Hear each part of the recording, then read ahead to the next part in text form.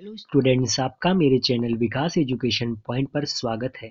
विद्यार्थियों, आज मैं आपको शिक्षा निदेशालय राष्ट्रीय राजधानी क्षेत्र दिल्ली द्वारा दी जाने वाली क्लास 10th के सामाजिक विज्ञान विषय से वर्कशीट या कार्यपत्रक 65 का अध्ययन करेंगे। विद्यार्थियों, यह कार्यपत्रक 13 जनवरी 2022 की है। आइए अध्ययन करते हैं। आज का हमारा टॉपिक है राष्ट्रीय अर्थव्यवस्था की जीवन रेखाएं, वायु परिवहन। विद्यार्थियों, आइए पढ़ते हैं, समझते हैं और दिए गए प्रश्नों के उत्तर लिखते हैं। प्रिय विद्यार्थियों, वायु परिवहन तीव्रतम, ये जो वायु परिवहन है इसकी विशेषताएं क्या क्या है, आइए इसके बारे में जानते हैं। तीव्रतम आरामदायक व प्रतिष्ठित परिवहन के साधन है। अति दुर्गम स्थानों जैसे ऊंचे पर्वत है, मरुस्थलों, घने जंगलों व लंबी समुद्री रास्तों को पार करने के लिए वायु परिवहन का यूज हम करते हैं, उपयोग करते हैं। देश के उत्तरी पूर्वी राज्यों के लिए काफी सहायक है। सन 1953 में वायु परिवहन का राष्ट्रीयकरण किया गया था। एयर इंडिया अंतर्राष्ट्रीय वायु सेवाएं, जबकि इंडियन एयरलाइंस घरेलू वायु सेवाएं प्रदान करती है। प्राकृतिक आपदा के समय राहत पहुंचाने के लिए जो है वायु परिवहन की ही का ही उपयोग हम करते हैं। ठीक है बच्चों, अब वायु परिवहन की समस्याएं क्या हैं? तो सबसे पहला जो समस्या है वो है महंगा साधन।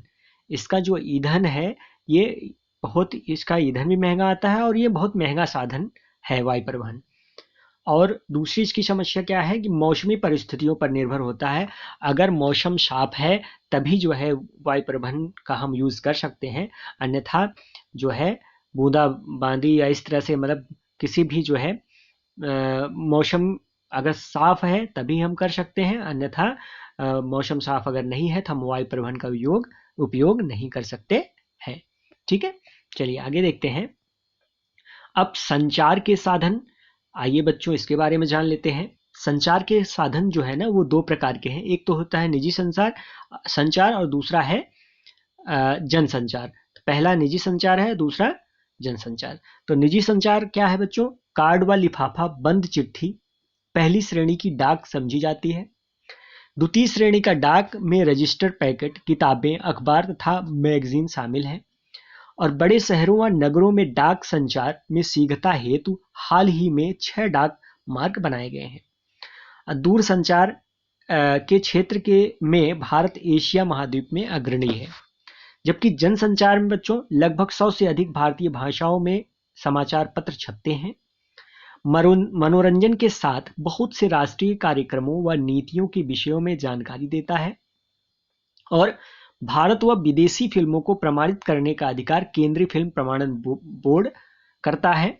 आकाशवाणी राष्ट्रीय, क्षेत्रीय तथा स्थानीय भाषा में देश के विभिन्न भागों के लिए विविध कार्यक्रम प्रसारित करता है। कौन?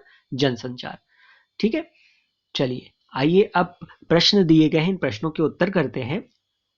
निम्नलिखित प्रश्नों के उत्तर कीजिए। पहला प्रश्न है संचार के साधनों का महत्व बताइए। तो इसका आंसर हम लिखेंगे बच्चों, संचार के साधनों का महत्व ऐसे ही क्रम से आप लिख लीजिएगा।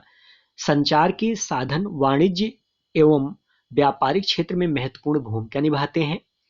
आवश्यकता पड़ने पर उत्पादन क्षेत्रों में सूचना भेजकर तुरंत माल मंगाया जा सकता है और मूल्य वृद्धि को रोका जा सकता है।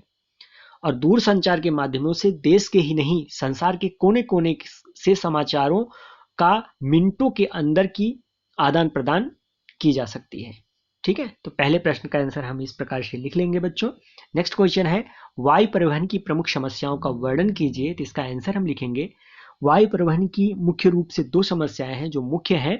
एक तो है महंगा साधन और दूसरा जो है मौसमी परिस्थितियों पर निर्भर करना।